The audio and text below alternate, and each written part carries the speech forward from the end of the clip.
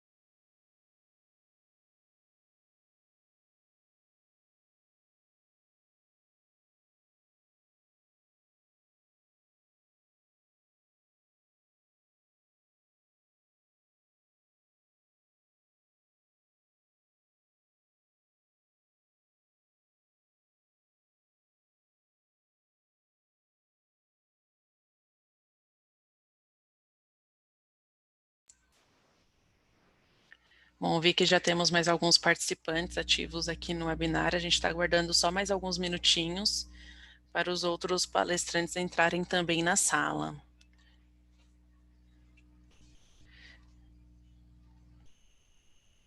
Se vocês tiverem algum problema com o áudio, alguma coisa assim, vocês podem enviar aqui no chat, que a gente vai fazer esse acompanhamento e a gente vai sanar esses eventuais problemas que pode acarretar devido à conexão.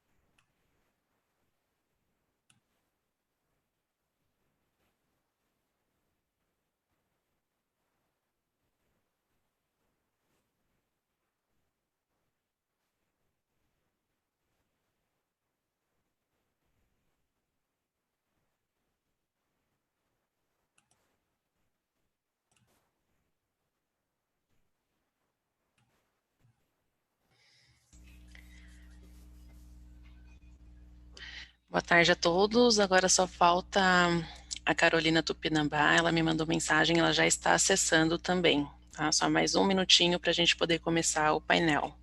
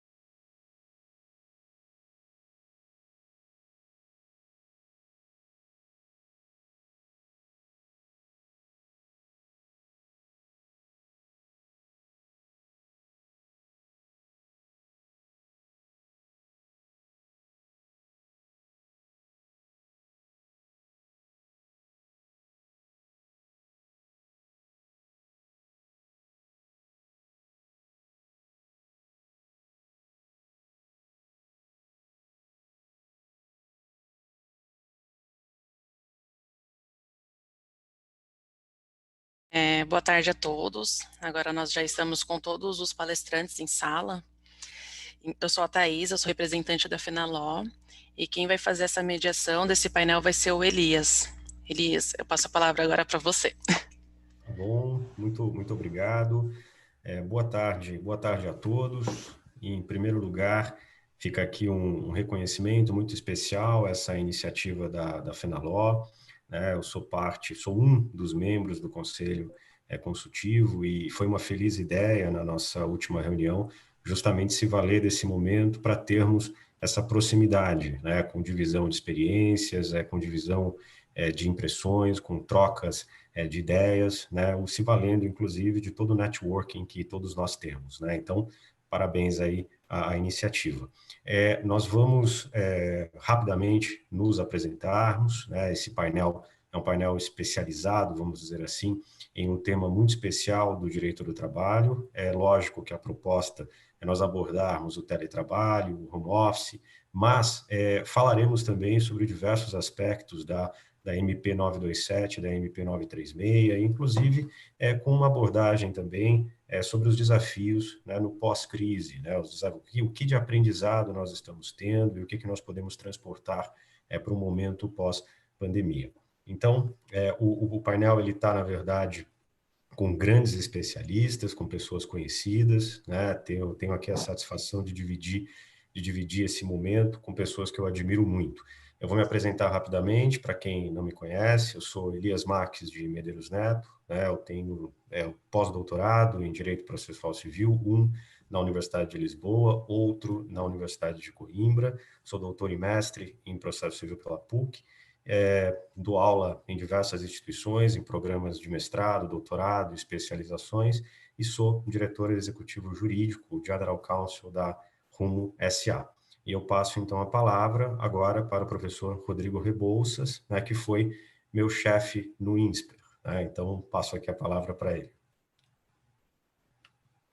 Boa tarde a todos. Elias, obrigado aí pela gentileza, como sempre.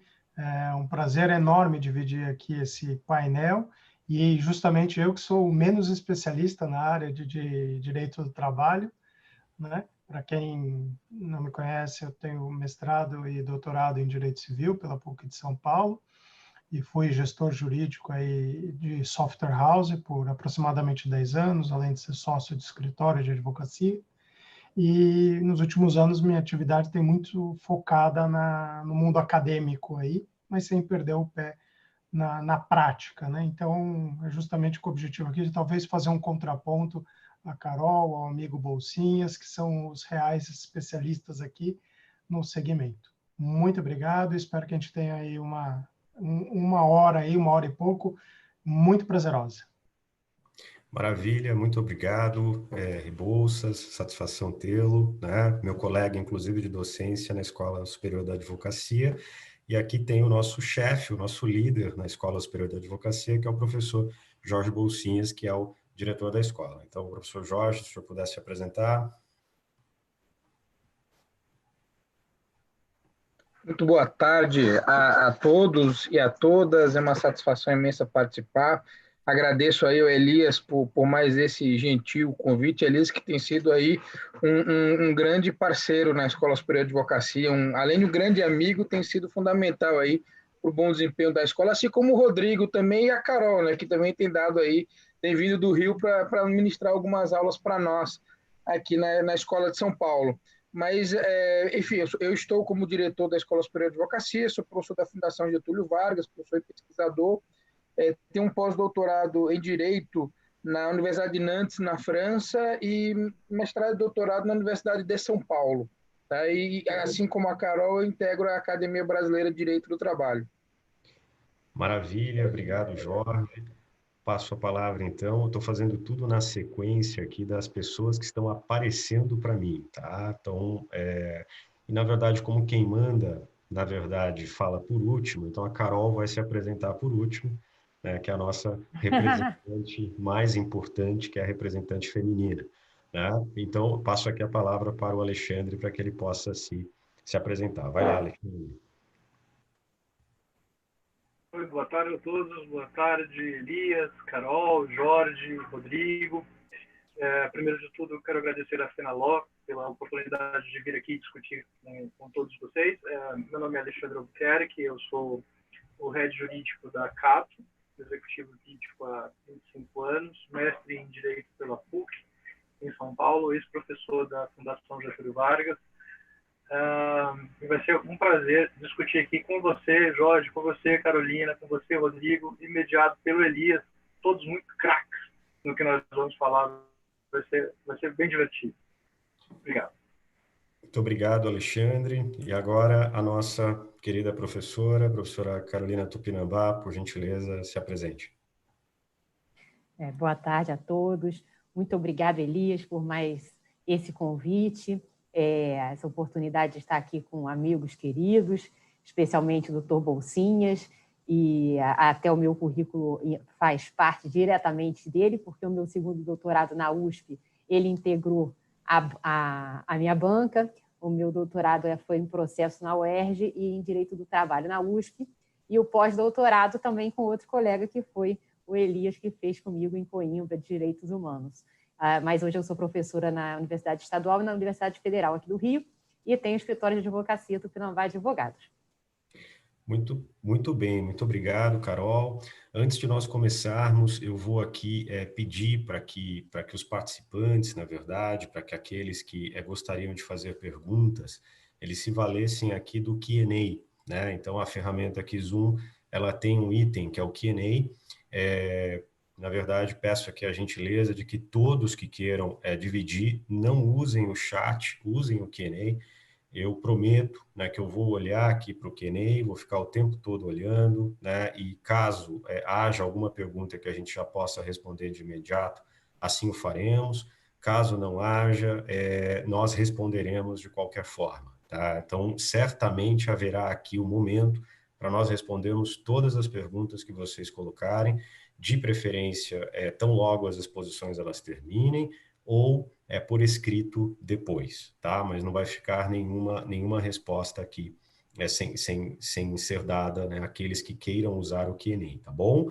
Então, esse é o meu primeiro pedido. Nós resolvemos, como temos aproximadamente 1 hora, né, nós resolvemos dividir esse bloco em 3 painéis, né? Então, cada um durando mais ou menos 20 minutos. Um primeiro muito focado no tema dos desafios do home office e do teletrabalho, né? Quais são as diferenças desses conceitos, né? Como que a legislação vem tratando esses institutos. Então, na prática, nós vamos abordar aqui esses tópicos pela lógica do direito do trabalho. Eu vou estar sempre passando a palavra primeiro para o professor Jorge, para fazer uma explanação normativa, depois para a professora Carol, para fazer um contraponto, né? Sempre olhando para o aspecto do direito do trabalho. Depois eu vou chamar o Rodrigo Rebouças para trazer alguma complementação, pensando na lógica do direito empresarial, e aí eu passo a palavra para quem vem aplicando, né? Que no caso, pela lógica da empresa, para o head jurídico, que é o Alexandre. No segundo tópico, nós vamos abordar temas polêmicos da MP 927 e da MP 936, né? Então, situações novas que surgiram, ou não tão novas assim, mas que foram, na verdade, disciplinadas especificamente para esse momento. E vamos, então, ter aqui aproximadamente 5 minutos para cada um trazer um pouco das suas preocupações, né, com relação a esses institutos, tá? E aí, por último, vamos aqui dividir um pouco de impressões para o futuro, né? O que está se esperando dentro da lógica empresarial, da lógica do direito do trabalho, que tipo de aprendizado que a gente tem pós-crise, né? O que a gente consegue transportar deste momento para um momento posterior. Cada um aqui tem o seu background, eu tenho certeza que a troca vai ser extremamente frutífera e vamos todos aprender em conjunto. Então, para abrir esse primeiro bloco, que é o bloco específico sobre o home office e o teletrabalho, eu peço então para o professor Jorge começar abordando nos seus primeiros 5 minutos. Isso aqui não é uma regra absoluta, né? Eu não sou um controlador britânico, né? Não sou o jogador de xadrez que vai colocar o reloginho. Eu confio no bom senso de vocês e tenho certeza que às vezes na empolgação a gente vai passar um pouquinho dos 5 minutos, mas eu estou confiando aqui, né, no bom senso que a gente vai tentar se amoldar dentro da 1 hora, até para a gente ter um tempo depois para responder as perguntas que virão. Tá bem? Então, passando a palavra primeiro para o professor Jorge. Vai lá, professor Jorge. Boa tarde a todos mais uma vez. Essa primeira questão é bem breve, Elias. Existe uma diferença conceitual, mas que traz pouca implicação de ordem prática entre teletrabalho e home office, né? O home office é o trabalho a domicílio, que veio regulamentado desde os primórdios da CLT, né? A ideia de que você pode manter um vínculo empregatício e trabalhar a partir da sua casa, isso existe desde os primórdios, desde os primeiros tempos do direito do trabalho no Brasil. A CLT, na sua redação original, era muito clara já em relação a esse aspecto. O teletrabalho ele foi viabilizado pela tecnologia, né, por esses meios telemáticos de comunicação que permitem, por exemplo, que a pessoa trabalhe usando a tecnologia fora do estabelecimento do empregador, que seria a forma tradicional de trabalho naquele modelo clássico fordista, né? Então, você pode ter uma situação hipotética em que o sujeito faça um teletrabalho um home office que não seja um teletrabalho. O exemplo histórico são aquelas costureiras que trabalhavam de casa por tarefa, mantendo um vínculo empregatício. Então, é um home office, é um trabalho a domicílio, usando a expressão portuguesa, né? Mas não seria um teletrabalho. E você pode ter o inverso, você pode ter um teletrabalho que seja feito fora do estabelecimento do empregador, exemplo, numa lan house, mas não seja propriamente um home office na conceituação técnica da palavra. Agora, em relação ao que nos traz hoje de efeitos práticos dessa discussão, a legislação é basicamente a mesma. Se o sujeito trabalha de casa usando a internet ou não usando a internet, você teria mudanças muito sutis de implicações práticas e de controle. Mas você pode ter as duas situações. Perfeito, obrigado. Professora Carol, uma complementação? Eu destacaria ainda, acho que os principais desafios que nós temos hoje num trabalho remoto, né? E aí como um gênero de um trabalho home office, de um trabalho de um teletrabalho, trabalho a domicílio, acho que seria a questão do isolamento social. Isso é um desafio muito grande, né? Que a gente porque agora nós nos colocamos num home office a forceps, né? Todos nós de repente nos vimos nesse quadro de home office. Mas o que ainda deveria ser amadurecido para a gente realmente sedimentar essa herança que parece que vai ser deixada por todo esse período, seriam esses desafios, essa dificuldade da ação sindical que se coloca no trabalho à distância, né? A promiscuidade que a gente vê, e aí algumas questões sendo até críticas cômicas, né, no sentido da mistura do ambiente familiar com o ambiente profissional, né, as novas doenças do trabalho que surgem, ou contextualização de acidentes de trabalho nesse panorama, o maior custo para o trabalhador, porque enquanto você consegue uma economia para o empregador, o trabalhador vai ter um custo de água, de luz, de telefone. O mais interessante é que a CLT ainda prevê uma possibilidade de haver negociação individual por autonomia das partes a respeito desse suporte econômico. Então, acho que essas questões, a nossa lei é bastante lacônica, né? Elas se colocam como um desafio para o teletrabalho, para o trabalho remoto, e acabarão sendo amadurecidas a fórceps, me parece, diante do contexto que nós nos colocamos. Perfeito. Professor Rodrigo, gostaria de complementar? Eu acho que, assim, não entrando diretamente na conceituação, que eu acho que ficou extremamente clara, e pegando um pouquinho do que Bolsinhas trouxe, Carol trouxe, e certamente o Alexandre vai dar uma posição também bem interessante, tratar só duas questões básicas. Uma, o que era o home office, ou o teletrabalho, antes da crise e hoje, né? O antes da crise, isso era até vendido entre aspas, né, como um benefício. Às vezes ficava até numa vaga, né, disponibilização de vaga, tal, benefícios, home office, em alguns dias específicos da semana, por exemplo, segundas e sextas, ou coisa do gênero, né? Mas também era pontual, né? E aí eu faço a conexão com a fala da Carol, ou seja, em que sentido pontual? Se eu quisesse a qualquer momento ir, pelo menos para tomar um café com quem eu trabalho lado a lado, lá no ambiente de trabalho, nem que eu não tenha uma mesa fixa lá, né, e sim quase que um coworking, eu não posso mais, né? E isso está trazendo uma nova sensação que eu acho que a empresa tem que ter esse cuidado também e esse olhar. Por quê? Porque isso está gerando uma angústia interna nas pessoas, né? A ponto de ter sido criado um aplicativo, agora bem recente, acho que essa semana até, em que ele simula barulhos do ambiente de trabalho, para a pessoa não se sentir tão sozinha. Então, se a pessoa quer barulho de pessoas conversando, barulho de trânsito na rua, barulho de rangido de cadeiras e por aí vai, né? Ou seja, a que ponto a gente chega para, também usando a tecnologia, tentar mitigar um pouco esse isolamento, né? Então, acho que é uma ferramenta extremamente interessante, mas a gente precisa tomar esse cuidado, e eu acho que os RHs estratégicos têm junto com o jurídico também, uma posição aí fantástica e um universo de possibilidades de como abraçar um pouco, mesmo que virtualmente, esse funcionário para mitigar um pouquinho essa sensação de isolamento. Poxa, excelentes pontos, Rodrigo. E você aqui já levantou certamente, né, uma linha de reflexão para o Alexandre.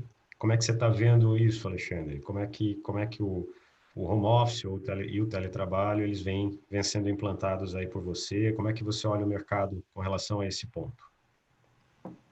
Eu trabalho numa empresa de tecnologia, então o trabalho à distância, o trabalho remoto é uma característica cultural nas empresas de tecnologia, né? Então, isso é um pouco diferente de quem trabalha no outro tipo de atividade, em que a presença física, a clássica presença física, ainda é um ponto muito forte na cultura, né? Então, se a gente olha para o ambiente de tecnologia e, de outro lado, a gente olha para gerações de profissionais mais recentes, a turma que entrou no mercado aí há 3, 4, menos de 5 anos, as pessoas percebem isso realmente como empoderamento. Eu não diria como um benefício, mas como a capacidade de você decidir o que é melhor para você. Se você se expõe ao trânsito, se você se expõe ao tempo de deslocamento entre a sua casa e o trabalho, se você tem uma atividade que você pretende fazer em um determinado dia da semana com seu filho, com sua esposa, que o home office te permite ter essa flexibilidade, para nós é uma questão mais assimilada. Agora, o que eu vejo, fazendo um ponto de convergência, é que mesmo essa geração que já enxerga isso como um ganho em qualidade de vida, hoje se vê obrigada, como disseram o Rodrigo e a Carolina, se vê obrigada a ficar em casa. Então, aqui não há liberdade. Durante a pandemia, não há liberdade. E o grande desafio nosso na empresa é como é que nós monitoramos, como é que nós nos fazemos presente junto à nossa gente nesse momento, porque nada estava programado. Uma coisa é quando alguém decide ficar em casa, outra coisa é quando alguém precisa ficar em casa porque não pode sair. Nós temos feito algumas atividades ainda não sistematizadas, mas que têm ajudado bastante as pessoas. Nós fazemos um café de manhã, um café virtual de manhã, e um café no final do dia. Durante esse café, nós simulamos da forma mais próxima possível aquele ambiente da empresa. Sabe, quando você entra, você vai tomar um café com seus colegas e tal, bater um papo, comer aquele sanduichinho, e não se fala de trabalho, mas do jogo do dia anterior, que o fulano foi promovido, alguma coisa do gênero. E nós temos feito isso e temos visto isso como uma boa prática para tentar diluir um pouco a sensação de solidão. A saúde do trabalho, de uma forma geral, não a minha empresa, mas de uma forma geral, essa anda muito comprometida. Porque não se tem estrutura em nenhum lugar para fazer um acompanhamento e a gestão de quem está fora. E essa vai ser realmente uma questão importante agora, durante a pandemia, e olhando para o futuro, percebendo que o home office vai ser uma prática cada vez mais comum, talvez impulsionada por esse momento. Né? Esse é um desafio grande, porque se olhando para as atividades mais clássicas, os setores de saúde da empresa existem muitas vezes para cumprir tabela, né? De outra forma, o mal do século, né? Que nós falamos aí das doenças da mente, né? Vai exigir que a gente tenha um acompanhamento diferente. Vai exigir que a gente olhe mais para as pessoas e capte mais as necessidades do indivíduo. Considerando isto na forma não apenas como se pede às pessoas que entreguem as suas atividades, mas na forma como nós nos relacionamos. Então, isso vai atingir certamente o clássico contrato de trabalho. Hoje, a mudança que nós temos é, no lugar de trabalhar do meu birô, ou da minha estação de trabalho, da minha empresa, eu trabalho de casa. Bom, mas isso levará a uma mudança de relacionamento necessária. E quando os atores do contrato de trabalho precisam se relacionar de uma forma diferente, para que todos os interesses sejam ali equilibrados, certamente nós vamos ter que repensar o próprio contrato. A forma como ele é feito e como se existem os relacionamentos, né? E a pandemia nos lançou todos aí muito verdes, né? Na obrigação de começar a pensar isso, porque certamente não será um momento que vai acabar no mês que vem, né? Nós estamos sujeitos a não só a prolongação disso por muito mais tempo, mas ao retorno disso, mesmo depois de uma primeira fase. E fica aí essas reflexões sobre os desafios da empresa, que são bem difíceis, bem duros.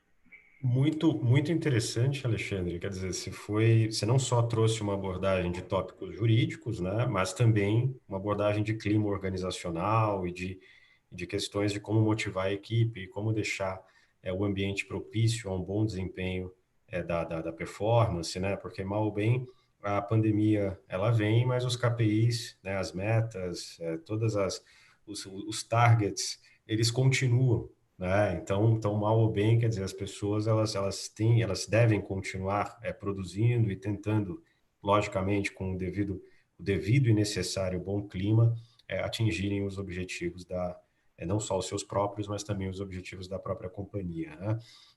Eu ainda dentro desse primeiro tópico sobre os desafios do home office e do teletrabalho, eu vou propor aqui uma pergunta, e fiquem à vontade, né, para quem gostaria de responder, mas eu acredito que são 3 tópicos muito importantes, né, que eu acho que para a gente passar para o próximo, esses 3, eles precisariam ser de alguma forma abordados. Primeiro, o cuidado que a companhia tem que ter quando ela submete um colaborador ao home office ou ao teletrabalho. Quer dizer, tem que ter um contrato escrito, não precisa ter um contrato escrito, tem que ter um aditivo ao contrato já firmado, né? Como é que vocês imaginam, na verdade, os cuidados necessários para disciplinar bem que você está colocando, né, de comum acordo aquela função numa função home office ou uma função de teletrabalho. Então, esse é um primeiro aspecto que eu acredito que seja importante nessa abordagem. O segundo aspecto, controle de jornada, né? O controle de jornada é sempre um desafio e eu acredito que esse desafio ele aumenta na medida em que a pessoa ela esteja em home office. Então, quer dizer, que tipo de cuidado jurídico e cuidado, né, empresarial, na visão de vocês, nós temos que ter com esta situação, né?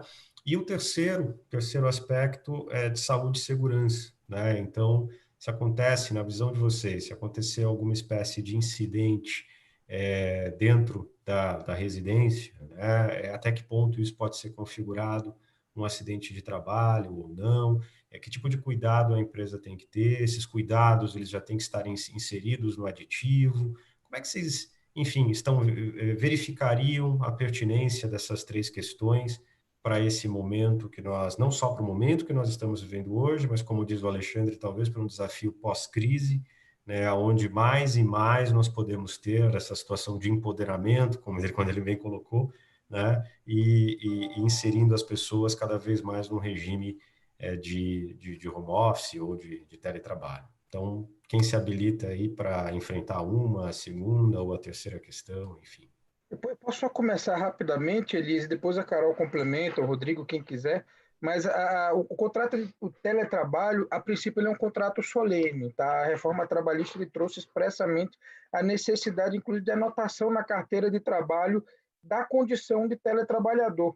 E esse teletrabalho que foi regulamentado em 2017 pela reforma trabalhista, ele também tinha como uma de suas outras características a ausência de controle de jornada. Ele foi, inclusive, regulamentado, inserido entre as hipóteses, junto com os gestores, os autogestores e junto com os trabalhadores externos, na condição daqueles que não têm controle de jornada e, portanto, não estão sujeitos às regras do capítulo próprio da duração do trabalho na consolidação das leis do trabalho. Se você analisa a exposição de motivos da reforma trabalhista, tudo que envolveu aquele momento, fica muito claro que essa falta de controle do teletrabalho é porque o teletrabalho que foi regulamentado lá é o teletrabalho por tarefa, em que o empregado vai receber um número de tarefas para fazer e o empregador pouco vai se importar em que horas ele entra, que horas ele sai do trabalho dele. Então, para essa pessoa, estando pronto, para esse empregador, estando pronto a tarefa, que horas foi feito, como foi feito, que horas começou, que horas terminou, é absolutamente irrelevante, desde que o trabalho esteja pronto. O que nós vimos agora, com esse movimento de enfrentamento da crise, foi uma regulamentação de um outro tipo de teletrabalho. Primeiro, uma regulamentação emergencial, então se flexibilizou muito a forma de documentação dessa mudança do teletrabalho, inclusive a medida provisória 927 fala em convalidação de movimentos feitos antes, porque quem tinha possibilidade de teletrabalho já tinha feito quando a medida provisória foi editada. Segundo, possibilitou que o contrato seja feito em 30 dias, né, bem diferente do que está regulamentado na CLT, mas são regras válidas para esse momento emergencial em particular, mas também possibilitou que pessoas que trabalham essencialmente por tempo à disposição do empregador, que antes ficavam no estabelecimento do empregador e que agora ficarão e que passarão a ficar na sua própria casa ou, enfim, num outro estabelecimento remoto, que essa pessoa continue trabalhando por tempo à disposição. O exemplo que eu costumo dar, que fica fácil de visualizar, é o trabalhador de call center, o operador de call center. O cara trabalha num saque, né, naquele serviço de atendimento ao consumidor. Mais importante do que saber quantas ligações ele faz, é saber que ele vai estar lá naquele horário à disposição do empregador para receber as ligações dos clientes. Então, essa função, ainda que seja exercida remotamente, ela é, por essência, um trabalho baseado no tempo à disposição do empregador. O sujeito vai trabalhar no call center do saque, recebendo as ligações, ele tem que entrar às 9 e sair às 18. E aí, para esse teletrabalhador, que a princípio ficaria na sede da empresa, mas que nessa questão emergencial ele precisará ficar na própria casa, muito provavelmente, o controle do horário é fundamental. Eram essas as minhas considerações e deixo agora o espaço para os colegas todos complementarem aí. Tá bom. Então, traz a importância do controle de jornada, né, e a importância do aditivo por escrito ou do contrato por escrito. Carol, gostaria de falar alguma coisa? Eu complementaria ainda o colega no sentido de que a CLT, né, no 75, quando vem a reforma, ela traz o teletrabalho, de fato, como uma opção, ou seja, né, como uma possibilidade de acordo entre as partes. Mas já o artigo 4º da medida provisória, ela coloca essa ferramenta como espécie dentro do poder diretivo do empregador, ou seja, como uma das formas de enfrentamento do estado de calamidade. Então, apesar de falar depois, vamos fazer acordo e tudo, mas o caput do artigo 4º deixa claro que é uma opção do empregador. O empregado não tem como a não ser uma hipótese mais específica, ele não teria como resistir, seria realmente derivado de uma ordem do empregador. Então, isso também tem uma relevância importante, né? Porque você simplifica muito, né? Você passa de um cenário de bilateralidade para um cenário de unilateralidade, de urgência, e daí de toda a regulamentação da 927 em torno dessa questão. Agora, a outra pergunta era o que é? Era a questão da saúde e segurança, o que eu tinha visto também quando vinha fazendo, né, já com uma certa calma, digamos assim, das pessoas interessadas na regulamentação pós-reforma, que foi uma regulamentação muito aberta comparado com o que a gente vinha vendo em outros países, em Portugal, em Itália, em Chile e tudo mais. Você tinha, primeiro, né, aquela ideia de que foi o Alexandre que falou, não, foi que era um toque a mais para chamar o trabalhador, né? Então, era um plus. Ou seja, você tinha uma liberdade maior de jornada, de horário, você não teria deslocamento, você tem um ganho ambiental muito grande, você tem um tempo familiar mais livre, aumenta o que a sociedade, a SOBRAT, que é a Sociedade de Estudos e de Teletrabalho, falava sempre trazendo, até a última pesquisa de relatório é de 2018, mas com dados muito atuais, ou seja, mais da metade hoje das empresas já estavam usando o regime de teletrabalho na maioria das funções, com ganho, com incremento de produtividade, com inclusão de trabalhadores com certas limitações, pessoas que tenham cuidado com gente em casa, com pessoas doentes, com familiares e tudo mais. Então, enfim, era um plus que vinha sendo trabalhado em políticas internas e para tentar controlar, tentar remediar a questão de saúde e segurança, o que eu vinha vendo muito acontecer, eram, de fato, regimes de cursos, treinamentos, enfim, cartilhas, em que o empregador teria um estudo, inclusive um estudo de saúde e segurança, de normas de postura, de acesso, enfim, a gente levava muito em consideração também que no ambiente de teletrabalho, em geral, os segredos de empresa ficam mais difíceis, né, de serem monitorados, controlados. Então, o que se via muito eram códigos de conduta de regime de teletrabalho, né,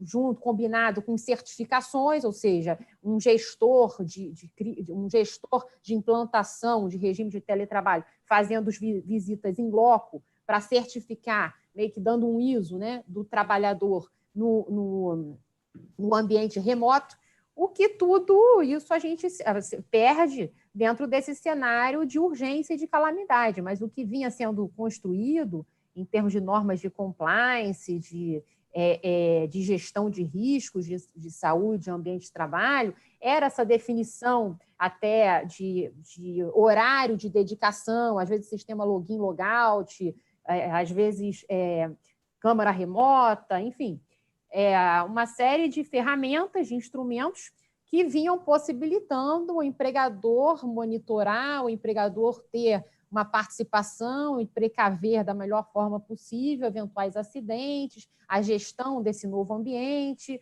mas era tudo muito experimental, que a gente via muito também era comunicação com regulamentações em outros países, cujo trabalho remoto já estava mais avançado, né? Os Estados Unidos têm regulamentação há mais de 30 anos desse negócio, então a gente conseguia fazer uma política mais incrementada. Agora, nesse estado, o que se vê são as pessoas levando, né, o laptop debaixo do braço e salve-se quem puder. Então, é um momento muito perigoso mesmo de acontecer acidentes, e aí não se sabe como é que a autarquia previdenciária vai enxergar isso, como é que o próprio empregador vai conseguir controlar isso e tudo mais.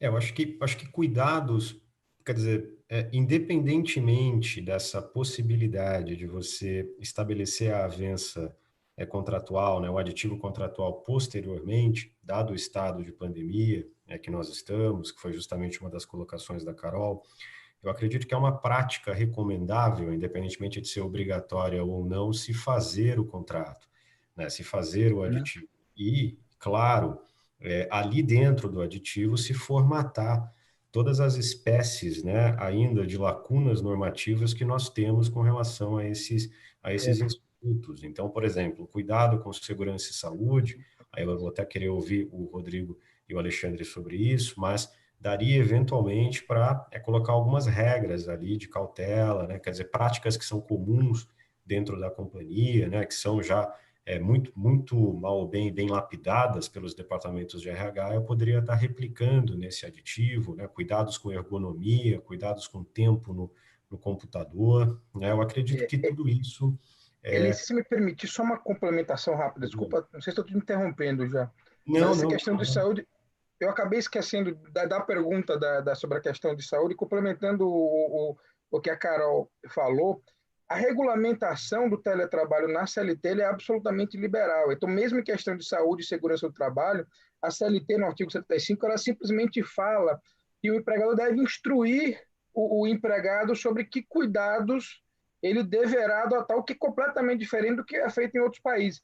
Só para citar o exemplo da Itália, que a Carol fez referência aí, e que virou um paralelo, porque mais ou menos na mesma época da reforma trabalhista, na Itália a lei estabelece que o empregado tem que ceder e visitas, possibilitar visitas ao empregador, para o empregador verificar se o local de trabalho obedece às suas orientações, enfim, os cuidados mínimos, que no Brasil geraria uma discussão tremenda de invasão de privacidade, como é que fica a privacidade do empregado, enfim, não sei se seria possível uma regulamentação como essa, mas deixa claro que problemas ligados à ergonomia, doenças do trabalho, seriam sim imputadas ao empregador. E vai ficar uma discussão tremenda lá, por exemplo, porque a zona é muito cinzenta, né, entre o que seria o acidente de trabalho e o que efetivamente não seria o acidente de trabalho. E a ideia do contrato aditivo, é importante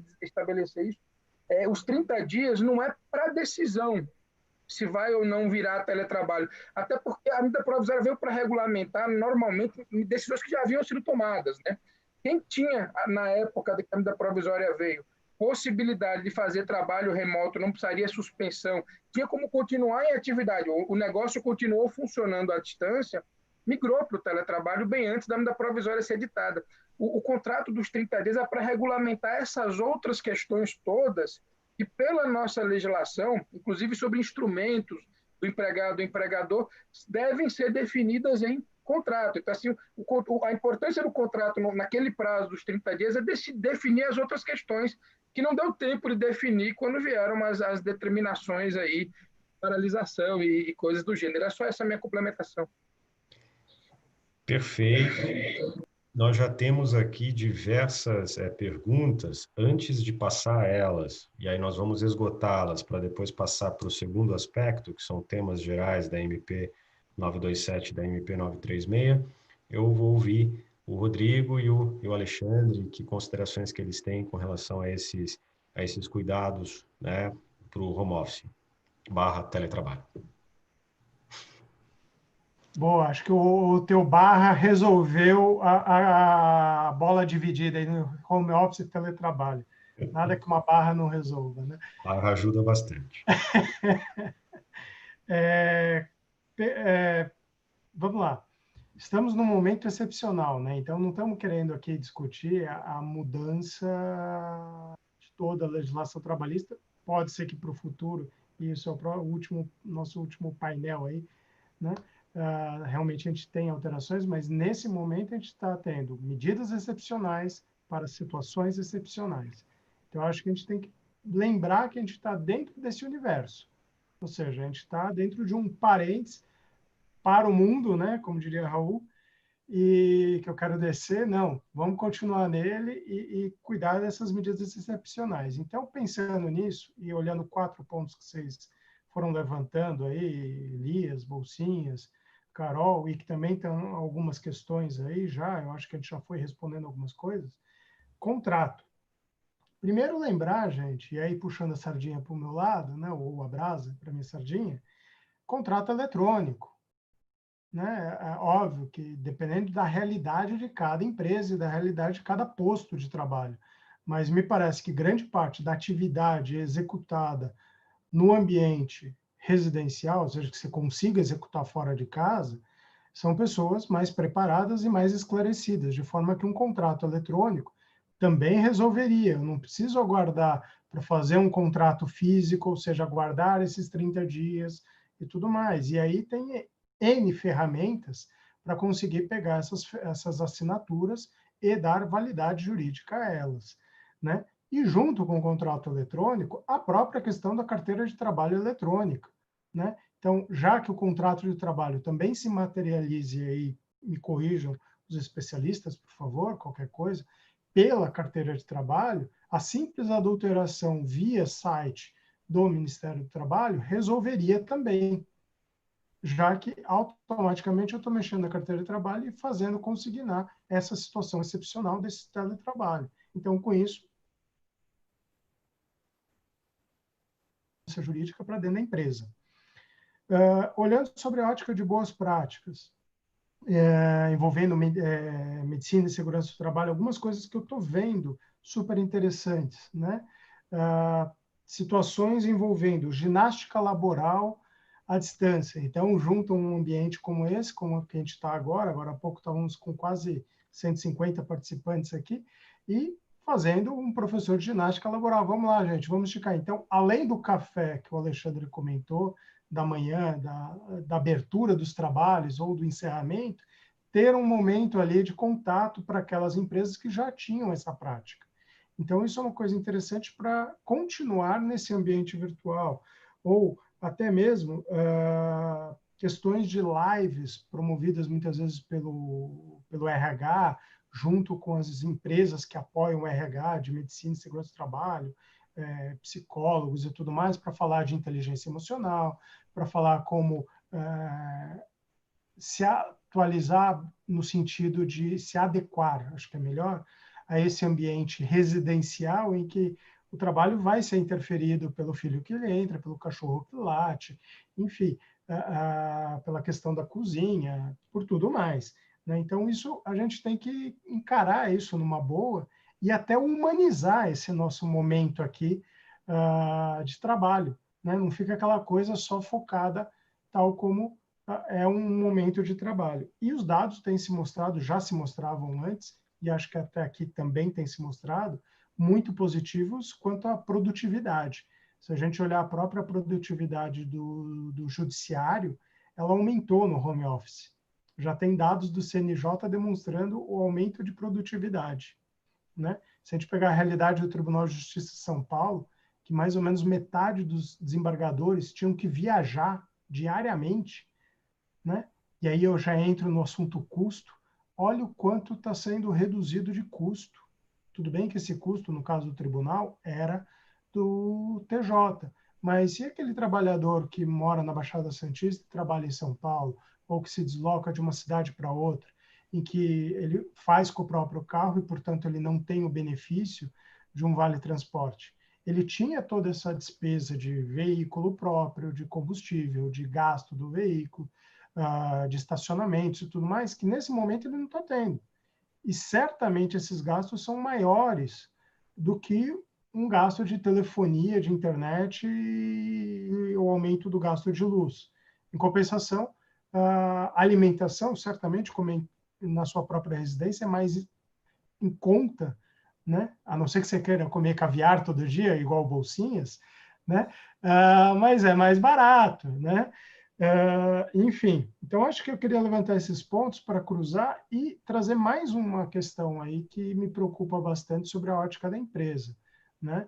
Que são dados, né? Sigilo das informações, como é que isso vai ser cuidado? Então a gente tem a ótica da privacidade, que Bolsinhas e Carol também levantaram, do empregador poder ou não entrar na residência, nesse momento de pandemia não, né? Mas olhando a privacidade do funcionário, só que agora não, a gente tem que olhar e a privacidade e a proteção dos dados da empresa, de quem a gente lida. Imagina se vaza uma planilha, e aí já levantando a bola para o Alexandre, ou um relatório da Cato sobre possíveis candidatos a um cargo de diretoria que está sendo cotado, né? Como é que fica isso? Então, quando ele está ali no ambiente dele interno, é uma situação. A hora que você traz isso para um outro ambiente, precisa cuidar muito dessa proteção de dados e repensar mesmo, né? Perfeito, Rodrigo. Obrigado. Aí, excelentes ponderações. Algumas delas, inclusive, já dão aqui um cenário muito bom para a abordagem de algumas das perguntas que a gente vai enfrentar. E eu passo aqui para esse arremate final, então, para o Alexandre. Alexandre, qual as suas ponderações sobre esses desafios da aplicação dos institutos? Eu gostaria de dividir em 3 partes. A primeira parte é mais curta, mas muito objetiva. Eu gostaria muito de comer caviar com o Jorge Bolsinhas, já que isso faz parte do repertório alimentar. Poxa, convida, bicho, porque sensacional. Segundo, acho que tudo que se disse agora sobre o período em que estamos atravessando da pandemia ajuda a explicar o porquê da informalidade, por que a migração, né, de uma questão mais negociada para o poder diretivo, né? Quando esse poder diretivo, se bem aplicado, protege a saúde da coletividade. Notemos, quando as pessoas estão a sair de suas casas para o trabalho para casa, nós estamos a falar que a saúde apenas dessas pessoas está exposta.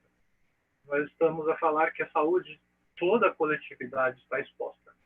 Então, faz todo sentido que, neste momento de pandemia, nós sejamos menos ritualistas e mais pragmáticos, né?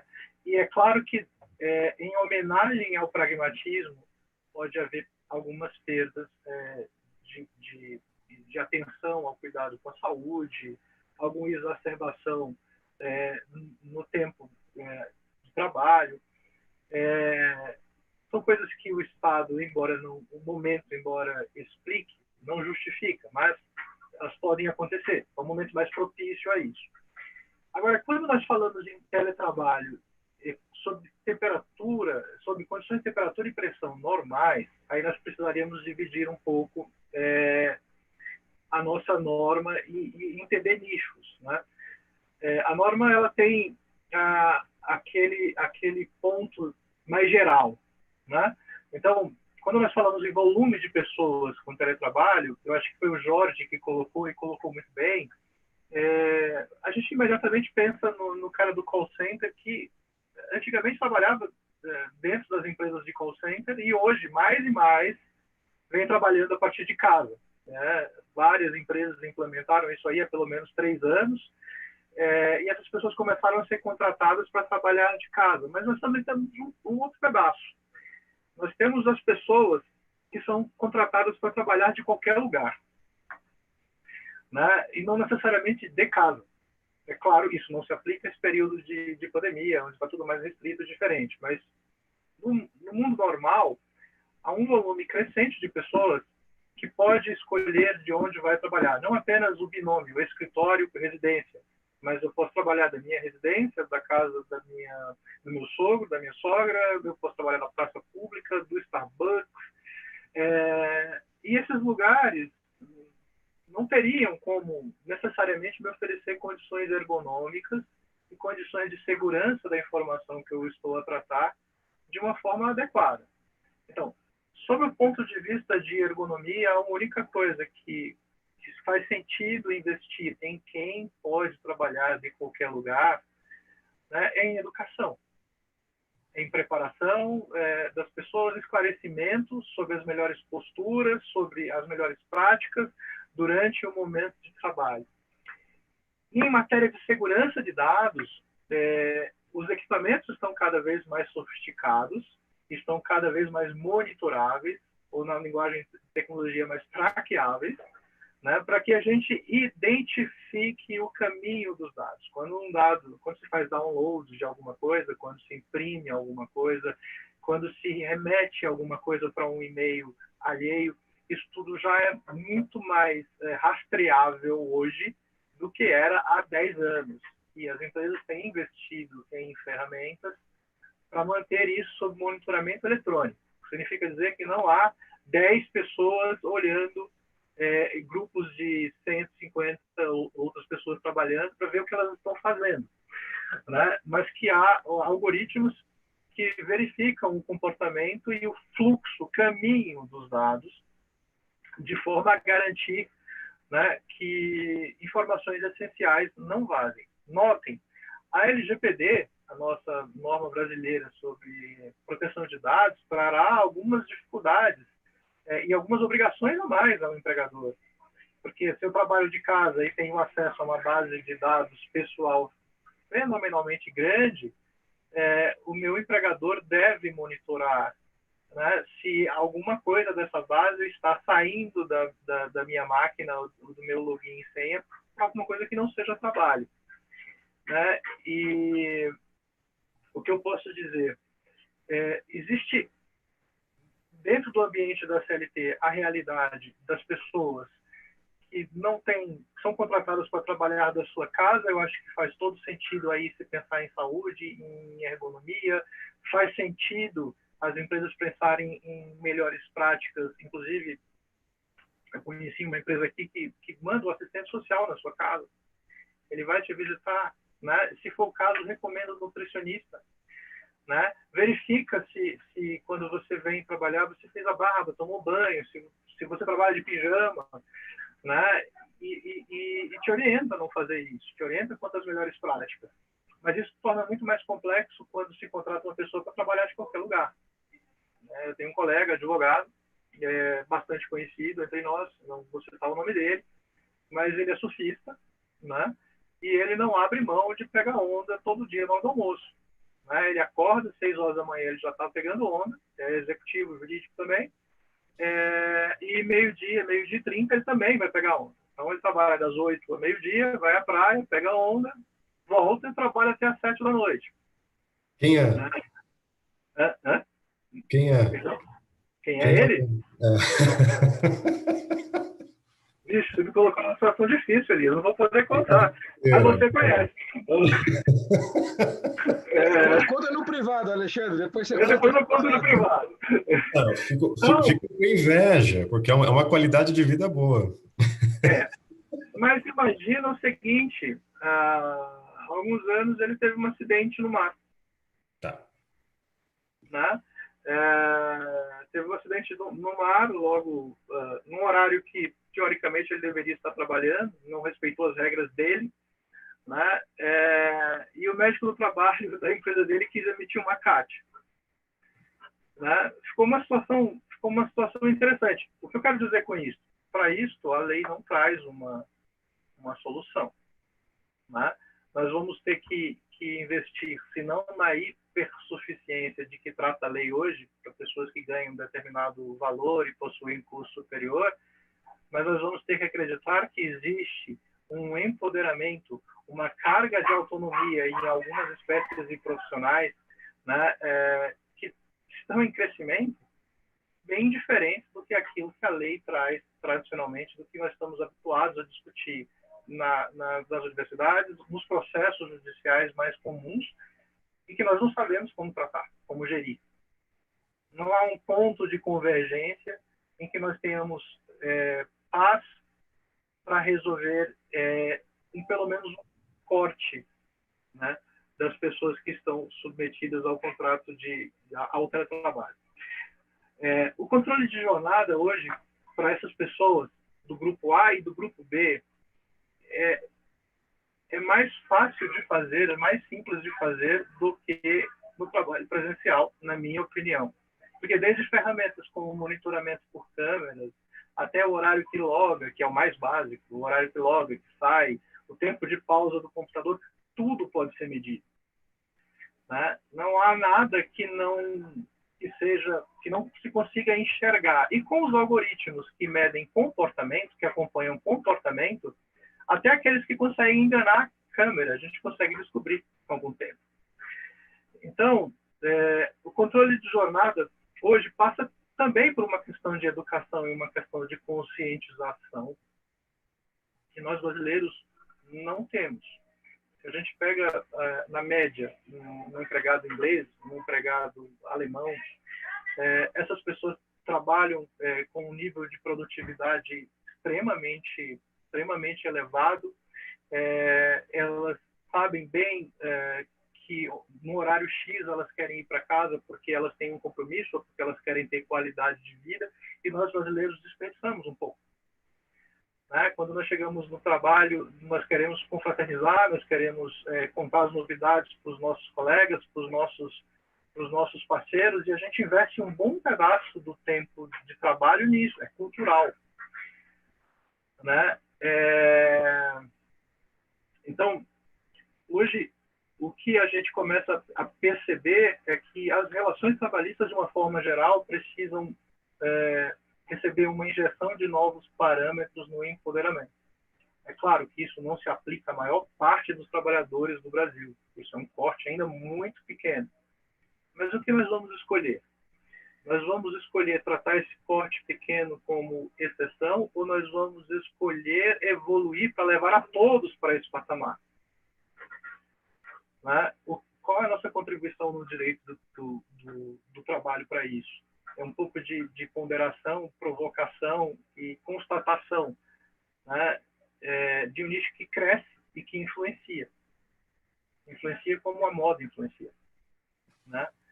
E nós precisamos aprender a lidar com isso. Muito bom, Alexandre, excelente. Antes da gente passar aqui para o bloco 2 de ponderações, tem algumas perguntas que eu acho que poderiam ser abordadas aqui. Então, a primeira é, de alguma forma, vocês já explicaram a importância do aditivo, né, ao contrato de trabalho, do contrato em si, para reger determinadas situações que são decorrência, né, desse cenário de home office / teletrabalho, né? Então, nós temos aqui algumas perguntas dizendo, bom, você tem determinados custos que, mal ou bem, o colaborador, né, ele acaba tendo. Então, como água, energia, né? Tem mesmo uma questão aqui referente aos próprios instrumentos de trabalho, né? Então, computador, por exemplo, quer dizer, há situações de pessoas que ainda não têm computador e agora, quer dizer, elas vão ter que ficar em casa. Então, como é que vocês enxergam essa situação? Isso é transacionável, né? Ou, na verdade, é uma imposição à companhia para que ela arque, né? Como é que arque com os custos, com os instrumentos? Como é que vocês enxergam essa questão? Então, essa é uma primeira... É um primeiro item. E o outro, eu acredito que, de alguma forma, nós já abordamos aqui, ainda que de forma diferente, mas a outra pergunta que ficou aqui, não respondida ainda, é sobre o controle do sigilo das informações, né? Isso já é um desafio dentro da própria companhia. É claro que, uma vez dentro da própria companhia, você tem todo um arsenal para conseguir garantir a manutenção do código de conduta, mas eu já entendi que se falou aqui de uma construção de um código de conduta de teletrabalho / home office. Isso eu achei uma ideia bastante interessante, foi uma ideia da Carol. Já se falou de mapeamento, né, do fluxo de dados, né, isso tanto o Alexandre quanto o Rodrigo mencionaram. Então, enfim, eu acredito que, lógico, há, enfim, a possibilidade da própria empresa ela se autorregrar nesse sentido, mesmo para quem está trabalhando de casa, para ter acesso a as informações que são informações da rede, né, que são informações da própria companhia, você tem que se logar na rede. Então, eu acredito que talvez essa sofisticação do controle do colaborador que está em casa venha através de um código de conduta específico, de uma política específica, né? Eu gostei bastante dessa sugestão que foi dada pela Carol, e com esse controle sendo perfeitamente possível através do próprio fluxo natural de dados, que foi uma resposta que foi dada aqui tanto pelo Rodrigo quanto pelo Alexandre.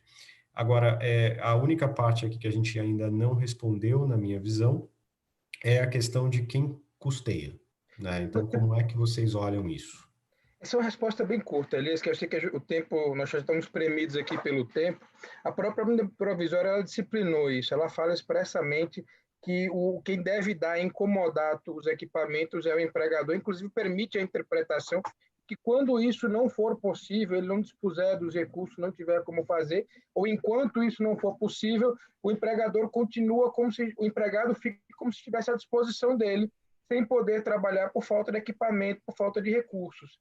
Então, assim, embora no teletrabalho geral da CLT seja uma definição contratual, da situação emergencial da medida provisória 927, a princípio a propriedade é do empregador. E cabe a ele disponibilizá-la, sobretudo pela emergência da situação. E com relação aos custos da parte de água, energia, né? Ou seja, isso é transacionável, não é? Só se houver alguma disposição contratual regulamentando, Elias, mas a princípio é do empregado. Esses custos todos ficariam com o empregado e com o risco que vem sendo muito debatido aí com os sindicatos, com os juristas de um modo geral, de o empregado ter esses custos aumentados, digamos assim, energia elétrica, por exemplo, para ficar no mais elementar, né? E, ao mesmo tempo, perder alguns benefícios que são vinculados ao deslocamento até o trabalho, como vale refeição e vale transporte. Isso, obviamente, só para responder aqui uma última pergunta que veio, engloba custo de internet, né? A sua reflexão também tem a ver com isso. Sim, sim, sim, sim. O custo de internet, a princípio, seria do empregado, a não ser uma situação hipotética em que o empregador forneça o 3G da empresa. Por exemplo, como acontece, né? O serviço público faz muito isso, né? Disponibiliza um 3G para determinados agentes políticos que eles podem utilizar de sua casa, para não ter que usar a internet própria, digamos assim. Então, é uma alternativa possível. Tá bem. Perdão, Elias, concordo com você, só um pequeno complemento em direção ao que o Jorge falou. Que se observa nas práticas de algumas empresas conhecidas, é que se fez o seguinte: olha, se você tem internet em casa, o trabalho à distância não vai onerar tanto, não vai sobrecarregar tanto a sua internet, a não ser que você trabalhe com imagens muito pesadas, são trabalhos muito específicos. Mas para um programador ou para um operador de telemarketing, não há um impacto grande. Agora, se você não tem, eu te disponibilizo. Acho que vai ao encontro do que você falou, Jorge. Né? Sem dúvida. E as empresas disponibilizam direto aqueles tokens, né? De internet. Eu conheço de perto 4 ou 5 empresas que fizeram isso, e para quem pediu, para quem falou, eu preciso porque eu não tenho. Mas para as pessoas que possuem, concordo com você, Jorge. Não faria muito sentido, embora isso possa ser objeto de negociação. Do contrato, exatamente. Isso pode ser disciplinado no contrato, eventualmente. Maravilha. Acredito que respondemos aqui praticamente todas as situações. Tem duas últimas perguntas que chegaram aqui. Eu vou fazê-las, eu acho, para a gente esgotar, né, essa primeira parte, que era, na verdade, o tópico principal, e aí a gente faz os outros dois blocos de uma forma mais sintética. A primeira pergunta aqui que está restando diz assim: com base na resposta da professora Carol Tupinambá, como o contratante do labor remoto poderá ser responsabilizado pela possível doença ocupacional do obreiro? O empregador tem direito a controlar o efetivo descanso, desconexão ao meio ambiente? Né? Então, é uma pergunta que vem de um mediador do TRT de São Paulo, né? E a outra pergunta é: a crise do Covid, o trabalho remoto, pode melhorar a oferta de trabalho para PCDs? Em geral, as vagas ofertadas remetem a serviços operacionais de baixo nível. A empresa pode aproveitar isso, ou é necessária a integração social dos trabalhadores? Duas perguntas bem interessantes, uma sobre o controle de descanso, desconexão, né, e unindo isso com a questão da saúde ocupacional, e a outra para PCDs. Quem se habilita? Eu posso falar esse que falou direcionado, ao que eu coloquei, mas, quer dizer, o que ele está falando, na verdade, é o que, Elias? Claro, eu vou ler totalmente para você. Peraí, não, deixa eu... Professores doutores, iniciando a resposta pela doutora Carol Tupi, como o contratante do labor remoto poderá ser responsabilizado pela possível doença ocupacional do obreiro? Aí seria um ponto de interrogação ou é uma afirmação, tá? Então, como o contratante do labor remoto poderá ser responsabilizado pela possível doença ocupacional do obreiro, o empregador tem direito a controlar o efetivo descanso, desconexão e ao meio ambiente? Ou seja, ele faz a afirmação de que existe a possibilidade de haver a responsabilidade pela doença ocupacional, e aí ele pergunta, então, quais são os mecanismos de controle com relação a descanso e desconexão e o próprio meio ambiente do trabalho. Então, quer dizer, se há essa possibilidade de você responsabilizar o empregador pela doença ocupacional dentro da residência, né, partindo da premissa de que isso seria uma verdade, se isso for uma verdade, que tipo de controle adicional a empresa deve ter nesta situação? É essa a pergunta. E a outra pergunta é respeito aos PCDs. Eu abri agora essa chave e aí realmente identifiquei o doutor Lauro de Campos, ele coordena ali, ajuda a coordenar o Sejusc de São Paulo, querido.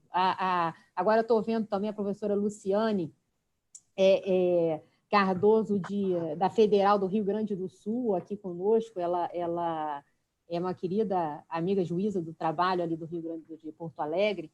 e aproveitar para cumprimentá-los. Mas eu acho que é isso, Laura. Eu acho que realmente essa discussão é uma discussão bem complexa, porque ela entra nessa questão da privacidade do empregado, da vida privada, e aí até que ponto, né, você poderia aplicar aqui, tentar acolher aqui um pouco do racional da legislação italiana, por exemplo, né? E aí até que ponto o empregador pode entrar na sua casa e regrar o seu novo ambiente de trabalho. Mas me parece que, de qualquer forma, em termos de controle de jornada, do ponto de vista contrário, ou seja, para que ele seja forçado a parar, eu acho que isso é absolutamente compatível e racional em sistemas de controle de login, de horários, né, de envio de e-mails, de grupos de trabalho em WhatsApp. Eu acho que o bloqueio em determinados intervalos, né, ao ponto de você trazer uma cultura de repouso, porque a tendência, né, do profissional em teletrabalho que a gente tem visto hoje em dia. Eu não sei, eu acho que todos aqui. Eu tenho trabalhado mais nessa quarentena do que antes. Então, a gente fica meio sem essa dosagem, né? E isso é uma responsabilidade do empregador, faz parte do poder diretivo do empregador, do poder fiscalizatório do empregador, e eu acho que ele se omitir no sentido de que não haveria ferramentas para isso seria uma postura absolutamente irresponsável. Então, a gente tem muita ferramenta de TI, aí os outros especialistas nessa área que falem, que se torna possível esse tipo de paralisação. A gente vê isso muito porque também o tema da chamada do nosso encontro também eram plataformas digitais. É interessante porque em vários países a empresa Uber acabou sendo obrigada, em acordo ou sendo obrigada, a esse tipo de travamento. Quer dizer, como é que o sujeito acabou tendo que fazer trabalho por plataforma digital o dia inteiro? E aí, em diversos países, já se viu a empresa Uber sendo obrigada, por exemplo, a um determinado intervalo de tempo, não admitir que aquele prestador de serviço opere através da plataforma. Então, fechar o sistema, se é um trabalho por sistema de plataforma digital, por exemplo, a plataforma se tornar indisponível durante um determinado tempo. Então, quer dizer, existe um sem número de ferramentas que você vai conseguir que o tempo do empregado não seja levado a um cenário de burnout ou coisa que o valha, né? De você ter uma sobrecarga de trabalho. A ideia do teletrabalho é justamente a produtividade, a positividade, e não você esgotar o sujeito dentro da própria casa. E acho que sim, a questão dos deficientes é uma oportunidade, uma janela muito interessante, né? Para a gente ver que todo lado negativo tem o seu lado positivo, né? Eu acho que é uma forma bem interessante da gente conseguir agregar para o mercado de trabalho, o que é uma prerrogativa bem clássica do teletrabalho, trabalhadores com prognósticos que dificultem, de alguma forma, o ingresso na empregabilidade. Então, acho que sim, pode ser usado, inclusive, como campanhas internas de empresas com maior consciência social que se coloquem nesse sentido para você aproveitar esse tipo de mão de obra para além do que a legislação obriga, mas efetivamente cumprindo o papel social da empresa. Maravilha. Nessa linha, só para não perder, claro. Quando a gente falou bastante aqui em código de conduta e tudo mais, estabelecer bem clara a regra do jogo e indo nessa linha, estabelecer também bem clara a regra do jogo aos gestores, para que eles não fiquem provocando, digo, no sentido de uma ação ou de uma reação do funcionário em jornadas fora de propósito, né? Então, eu acho que, às vezes, é mais fácil educar, usando a linguagem que o Alexandre usou, eu achei muito boa, educar aí o colaborador e tal, do que o gestor, né? Então, ele também tem que ser monitorado, né? Basta ver os próprios feedbacks 360, ele vai até um nível. Dali para cima, não, para mim não vale, né? Em algumas empresas, infelizmente. Então, acho que isso é um ponto. E o outro ponto que a gente tem que pensar também, e aí me preocupa mais, é justamente com as pequenas e médias empresas. Porque quando a gente está falando da realidade das grandes, é fácil ter sistemas de monitoramento, é fácil ter sistemas de controle de transmissão de dados e tudo mais. Mas a hora que eu estou falando das pequenas e médias e puxando de novo a brasa aí para o nosso universo jurídico, por exemplo, a grande realidade dos escritórios de advocacia é o eu jurídico, né? Então, é aquele advogado quase que sozinho, talvez com um sócio, com 1 ou 2 estagiários, quiçá uma secretária, um secretário, enfim, mas com uma estrutura altamente enxuta e que não tem verba, ainda mais nesse momento que os tribunais estão praticamente parados, embora eles digam que não estão parados, né, mas os prazos interrompidos e tudo mais. Como investir nisso? Né? Aí eu acho que o socorro é o que o Alexandre trouxe, ou seja, educação, treinamento e aquele negócio que está em extinção chamado bom senso. Maravilha, belas palavras, muito bem colocado.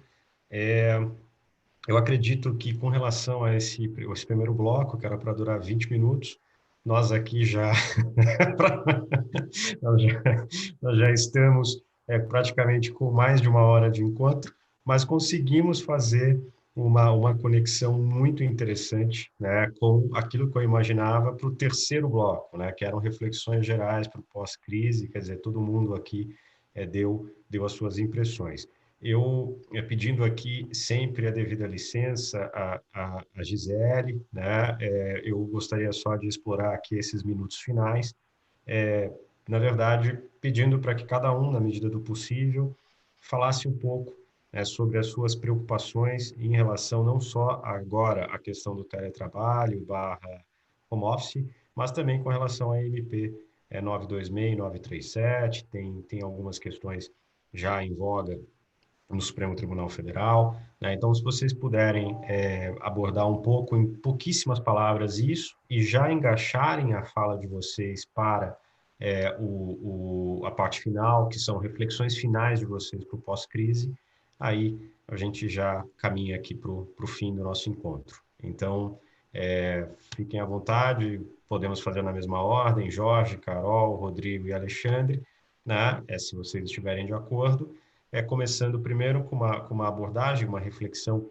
sobre essas MPs, né, que vieram justamente para tratar da situação específica do Covid, e aí que tipo de reflexão final que vocês fazem para o ambiente pós-crise, né, para o ambiente, o que a gente leva de aprendizado, né, para esse cenário todo? Em relação às MPs, Elias, eu destacaria inicialmente que elas têm que ser compreendidas como de fato são, como medidas excepcionais para uma situação absolutamente excepcional. Aquela ideia de que desperate times requires desperate measures, né? Há muita discussão sobre se isso não contraria o texto literal da Constituição, mas a grande verdade é que em situações excepcionais, como estado de defesa, estado de sítio, a própria Constituição, ela providencia a restrição, a flexibilização de direitos fundamentais, efetivamente, como o direito de ir e vir, que, aliás, está absolutamente restrito para nós nesses tempos atuais, como algo necessário ao enfrentamento da situação. Então, é preciso que elas sejam, de fato, compreendidas como foram no momento, no contexto em que elas se apresentam. E elas são todas emergenciais, assim, essas grandes modificações, as grandes flexibilizações das medidas, elas são até que o efeito da pandemia acabe. Então, existe não uma data certa, mas um termo previsto para o encerramento, digamos assim, do efeito que elas eventualmente possam trazer, a menos que, ao ser aprovada pelo Congresso Nacional, sejam sem essa ressalva ou com um texto distinto do que foi efetivamente apresentado. Eu gostei da evolução das medidas provisórias. Eu acho que a 927 traria muitos problemas. Eu acho que naquele momento o governo estava tentando enfrentar um problema absolutamente sem precedentes com os mecanismos habituais, né? Mais ou menos como o médico que pega o paciente que reage bem ao medicamento, a uma certa doença. Quando ele está com uma outra doença, aumenta a dosagem do medicamento para uma doença distinta, né, o que pode ter um efeito absolutamente catastrófico. Mas diante das críticas e diante do que foi percebido que outros países estavam fazendo, o governo assumiu o seu papel de participante ativo desse processo de preservação de empregos e de renda, criando esses benefícios emergenciais, auxiliando o setor financeiro a financiar folha de pagamento, criou inclusive algumas garantias provisórias de emprego, não tão amplas quanto fez a Argentina, a Itália e outros países, mas criou algumas garantias provisórias de emprego para tentar evitar um desemprego em massa, porque quando eu vi a primeira medida provisória e algumas perspectivas, algumas estimativas de que o Brasil chegaria a 25 milhões de desempregados, eu fiquei absolutamente desesperado. Né? Assim, o Brasil, com 25 milhões de desempregados, a gente estaria em guerra civil. Mas eu acho que a resposta do governo em seguida, ela se mostrou muito mais adequada do que aquele movimento inicial que havia sido efetivamente feito. Agora, em relação às perspectivas para o futuro, eu realmente acho que a gente vai descobrir outras formas de trabalhar, a gente vai repensar muitos valores. Acho que talvez saiamos dessa crise mais solidários, e se não mais solidários, muito mais afinados com a tecnologia, sem sombra de dúvida. Eu, pelo menos, tenho evoluído bastante nesse quesito, e além de afinados com a tecnologia, muito mais aberto a outras perspectivas de trabalho. Eu sou um exemplo claríssimo de alguém que percebeu como uma boa parte dos meus deslocamentos poderão ser substituídos no futuro pela tecnologia, e assim como as pessoas que trabalham comigo certamente já perceberam isso e farão o mesmo. Mas eram essas as minhas considerações. Muito obrigado, Jorge. Professora Carol. Eu fico imaginando, né, Jorge, imagina se fosse o inverso, quer dizer, se a gente pudesse se encontrar, mas se acabasse a internet, se acabasse tecnologia, eu acho que o desespero ia ser maior, entende? Porque a gente está, pelo menos, quer dizer, esses ganchos, toda essa possibilidade que se abriu, acaba sendo um certo alento. Eu acho que para o futuro, que a gente vai deixar de legado para o direito do trabalho em si, me parece que o reconhecimento da legitimação recíproca dos agentes, ou seja, me parece que a edição das MPs ela coloca muito claro que o direito do trabalho ele vive dessa interação do Estado, do trabalho, do capital. Então, a gente consegue agora perceber algumas zonas de confluência, ou seja, momento que está todo mundo querendo, tá, do mesmo barco, um empoderamento do trabalhador dando autonomia individual para a negociação, né? Uma interação.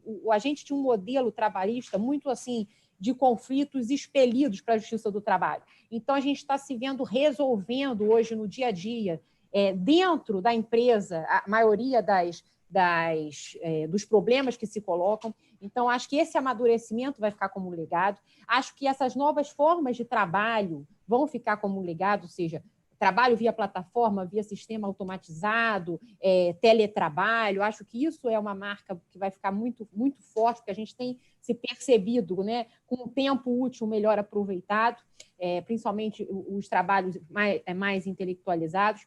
A aproximação a contratualização do direito do trabalho, ou seja, essa aproximação não só em relação de autonomia de vontade, você dá voz para o trabalhador e para o empregador para se resolverem, como também a investigação da boa-fé, que se torna mais relevante do que nunca, né, em todos os gatilhos que o governo, que as medidas normativas têm proporcionado.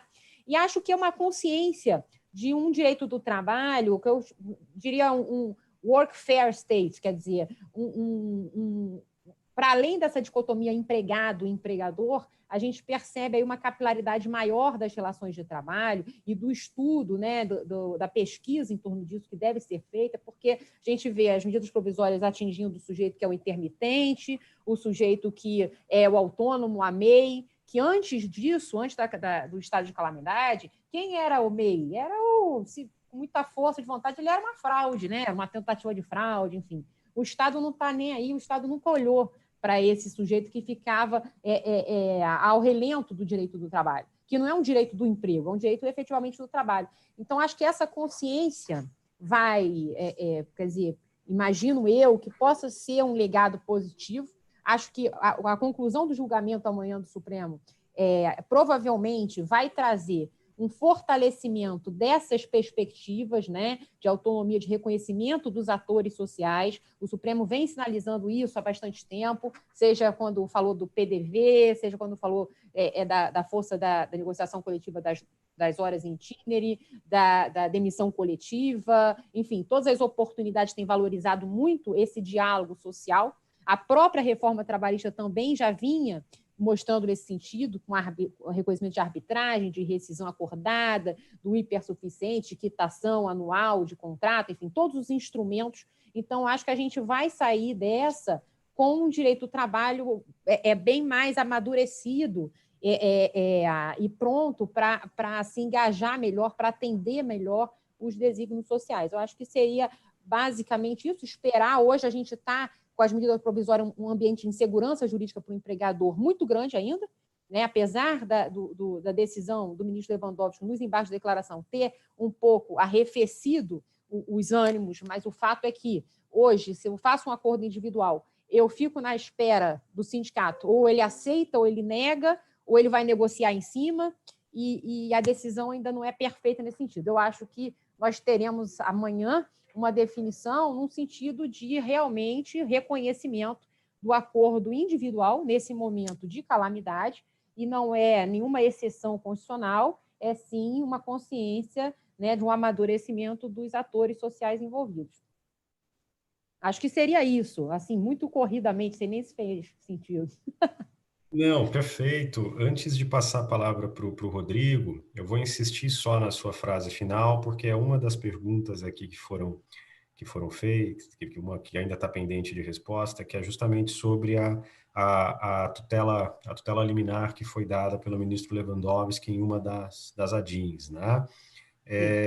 E aí, quer dizer, já se falava muito, principalmente quando da MP 927, ou mesmo antes da MP 927, na própria leitura da CLT, de que qualquer auto de disposição com relação a controle de jornada, né, redução da jornada / redução do salário, quer dizer, seria muito recomendável fazer isso sempre através do acordo sindical, né? A negociação com o sindicato acaba, de alguma forma, dando uma maior legitimidade para aquele acordo. A MP, a 936, né, ela traz a possibilidade de se fazer via acordo individual, sem a participação do sindicato, pelo menos naquele primeiro momento, mas aí a tutela cautelar ela traz a necessidade do sindicato, de alguma forma, participar e ter uma ingerência sobre isso.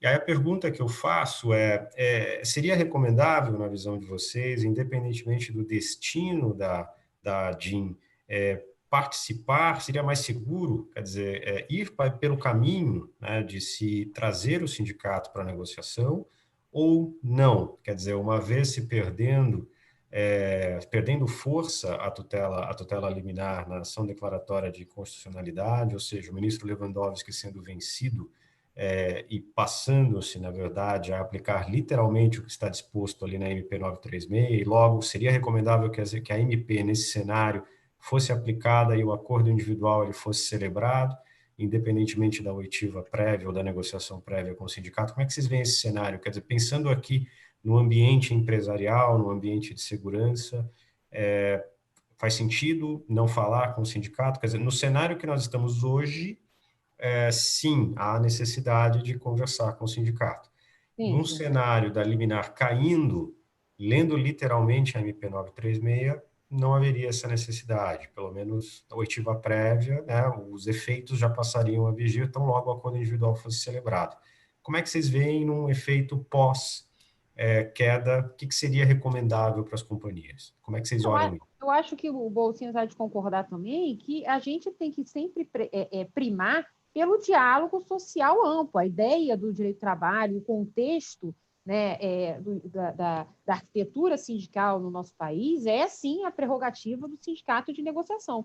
O que houve nas MPs, no meu modo de ver, seria uma inversão da ordem desse diálogo social em razão da urgência. Porque hoje a gente não tem sindicato aparelhado, você tem no Brasil 70% da mão de obra empregada em microempresas. Ou seja, são atores, são unidades atômicas, e você não tem um sindicato que consiga sair negociando com essas empresas todas. Então, por conta disso, o que se fez? Uma inversão da ordem desse diálogo. Você vai falar individualmente com o empregado, E após essa fala, após você vai comunicar ao sindicato, se o sindicato tiver uma solução, se ele tiver aparelhagem, se ele tiver força de argumentação para chegar num acordo coletivo que supere isso, me parece que é muito mais indicado e apropriado a norma derivada do diálogo coletivo do que do diálogo individual. Mas, infelizmente, o que temos hoje é que não existe. Quer dizer, hoje, foi ontem, né, que saiu o professor Pastore falando no Globo que foram registrados mais de 300 mil acordos individuais, quando a gente tem um cenário no Brasil de 45 mil acordos coletivos. Não existe ferramenta, não existe gente para fazer tanto acordo coletivo. Então, acaba havendo a necessidade dessa inversão, né, um sindicato aparecer posteriormente para legitimar essa tomada de decisão. Agora, também não acho justo que esse sindicato fique com uma carta branca para vetar uma possibilidade de você se precaver contra um destino infeliz, que é esse cenário de 1/4 da população brasileira ser desempregada. Então, você não tem condição disso, né? Então, me parece que a decisão, no primeiro momento, foi infeliz, num segundo momento, foi menos infeliz, e, se Deus quiser, amanhã nós poderemos ter a correção desse rumo de forma mais aderente ao que está se vivendo. Elisa, eu vou ser bem objetivo na complementação do que a Carol falou. A negociação coletiva, a via da negociação com o sindicato, ela é mais segura por dois aspectos, sempre. Assim, você está seguindo o texto da Constituição e da legislação infraconstitucional sem se prender a normas de eficácia temporária. E segundo, essa redução feita por acordo individual, ela tem muitas restrições tanto temporais, a vinculação até que termine os efeitos da medida provisória, quanto de objeto da negociação, que não há na negociação coletiva. Então, havendo possibilidade de negociar com o sindicato, é sempre mais seguro em termos de futuras discussões no judiciário e mais amplo, com possibilidades muito maiores, tanto em termos de redução, quanto em termos de prazo, duração, enfim, você tem um leque, um cabedal de possibilidades muito maior. Tá bom, perfeito. Muito obrigado. Passo aqui a palavra para o professor Rodrigo Rebouças. Bom, eu tive um pico aqui na internet e acabei perdendo um pedacinho aí das tuas provocações até, Elias, eu voltei já com a Carol, mas enfim, vou tentar tratar 3 pontos olhando para frente, né, desse momento para frente, sobre a ótica empresarial e também dentro dessa realidade de que a maioria das empresas são pequenas e médias, né? Primeiro, as MPs vieram na minha ótica e eu fui bem criticado em poucos fóruns que eu acabei me metendo a falar, né, para gerar segurança jurídica num momento de excepcionalidade. Então, momentos de excepcionalidade, situações excepcionais, com um único propósito, gerar segurança jurídica. E, querendo ou não, a gente que vem do mundo jurídico, a gente acaba caindo num viés de olhar só o jurídico. Mas não, eu tenho que olhar isso sobre uma ótica de análise econômica do direito. Então, eu gero segurança jurídica para que essas empresas possam ter algum grau de flexibilidade e manutenção dos empregos, mesmo que com contratos temporariamente suspensos ou com reduções, mas que, para uma vez superado ou suplantado esse momento excepcional, eu tenha uma retomada mais rápida, o que não vai acontecer se eu não tiver mínimo de previsibilidade para o empresário. E quando ele vê previsibilidade, ele vê segurança jurídica. Então, o Supremo andou muito mal. Numa única canetada, ele conseguiu, na minha ótica, acabar com qualquer grau de segurança jurídica para o empresário, né? Por mais que a gente tenha uma reversão da história amanhã, ou mais tardar depois, mas imagino que até amanhã, mas o estrago sobre a ótica segurança jurídica para o empresário já está feito. Vários já tomaram ou decisão de não aplicar as medidas das MPs, ou de simplesmente demitir, né? Então, um dos efeitos que era para ter acabou sendo mitigado, não vou dizer anulado, porque seria radical demais, mas mitigado pelo próprio judiciário, que deveria ser aquele a trazer segurança jurídica. Ou seja, ele fez o seu papel contrário. Então, esse é um ponto na minha ótica. O segundo ponto, e foi trazido na fala do Bolsinhos e da Carol, eu acho que olhando daqui para frente, eu torço tanto para que acabe-se com essa fala de relação capital-trabalho, ou coisinha mais século XX, década de 40, né? Pelo amor de Deus. Boa parte das relações não são mais relação capital-trabalho, são relações altamente colaborativas, são relações muitas vezes em que a empresa depende mais do funcionário do que vice-versa, né?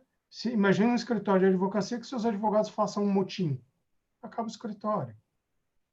Não é relação capital-trabalho. Pelo amor, vamos atualizar século XXI para frente, e aí eu lembrar sempre dos ideais do capitalismo consciente, que vão muito, acho que, na fala do que a gente está falando, quase todos estão falando aqui. Ou seja, olhar para os stakeholders.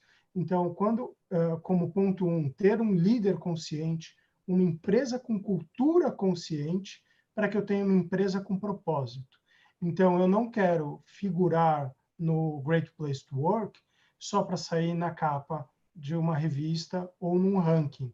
Não, eu efetivamente estou preocupado com o meu colaborador, com aquele que está junto comigo, né? Então, isso tem que mudar, né? A gente vê empresas ainda que vinham antes da pandemia ainda chamando de mão de obra, revolução industrial. Força de trabalho, revolução industrial. Headcounting, né?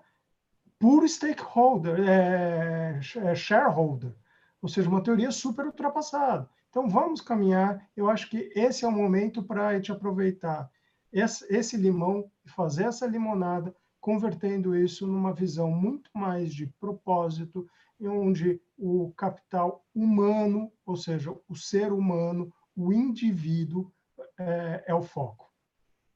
Eu acho que essa é uma baita oportunidade que a gente tem pela frente, e muitos negócios vão ser repensados.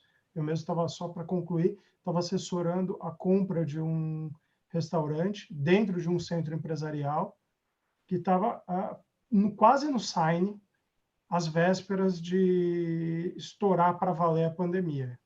O contrato está suspenso, nada se assinou, graças a Deus, para o comprador, para o vendedor péssimo, né? Só que ele também está repensando, porque aquele centro empresarial certamente não terá mais a mesma quantidade de colaboradores, mas não pelo desemprego, pelo home office. Será uma nova realidade. Então, ele vai ter que repensar se aquele negócio ainda vale a pena ou não. Obrigado. Maravilha. Obrigado, Rodrigo. Excelentes palavras. Passo aqui agora, então, para o arremate final, para o nosso querido Alexandre Albuquerque. Gente, uau! Uau! Assim, parabéns, Rodrigo, parabéns, Carolina, parabéns, Jorge, parabéns, Elias. Gente, fiquei muito feliz de ouvir cada um de vocês pontuando algumas posições vanguardistas, algumas posições bastante à frente da média dos nossos colegas operadores do direito. E olha, falando de outra expressão bem antiga, né? Operadores do direito. Jurídico estratégico, por favor. Jurídico estratégico. Por favor. Olhando para as medidas provisórias, eu fiquei muito feliz nas primeiras linhas, quando eu vi os princípios norteadores das medidas provisórias. Né? Proteção do emprego, da renda, não se falou em salário, mas renda, né? E das atividades empresariais de uma forma geral. Né? Eu acho que foi a Carolina que disse, uma convergência para que as pessoas consigam, juntas, né, sair desse momento. Ultrapassar esse momento com alguma saúde. Essa foi a primeira coisa que me deixou feliz quando eu me deparei com esses princípios.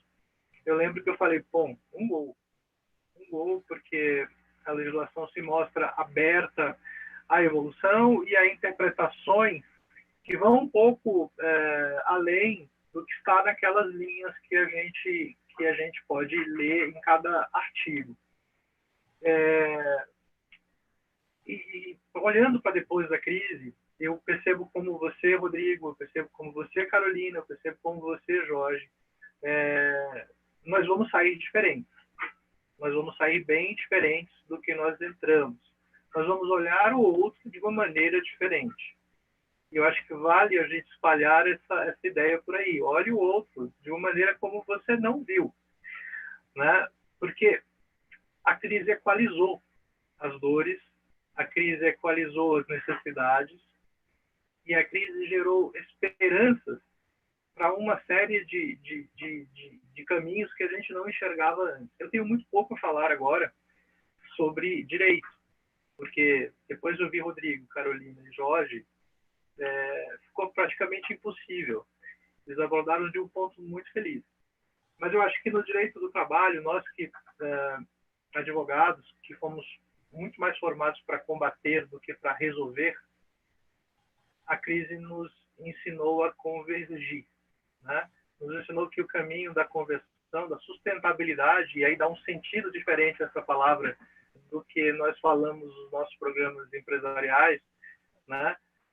Está na capacidade da gente equilibrar a coexistência entre todos os atores, percebendo que cada ator tem a sua dor, cada ator tem o seu ideal, cada ator tem o seu objeto, mas um não existe sem o outro, né?